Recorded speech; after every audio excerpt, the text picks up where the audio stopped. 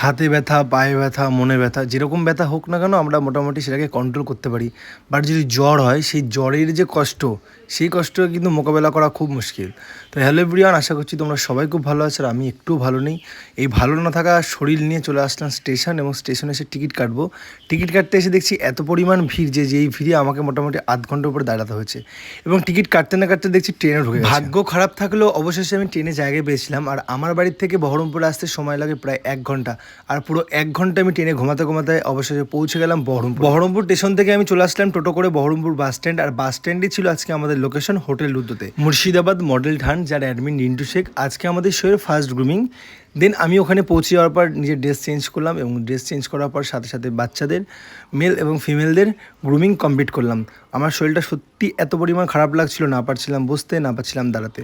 আমার আবার 6টার দিকে ট্রেনের টাইম ছিল, তাই আমি তাড়াতাড়ি করে গ্রুমিং কমপ্লিট করে ট্রেনের উদ্দেশ্যে রওনা দিলাম। কাজকে আমি খুব ভালোবাসি, আর কাজের সময় যদি আমার শরীর খারাপ হয় তবুও আমি কাজকেই ভালোবাসবো। তাই শরীর খারাপ নিয়েও আজকের ক্লাসটা কমপ্লিট করে অবশেষে আমি বাড়ির উদ্দেশ্যে রওনা দিলাম।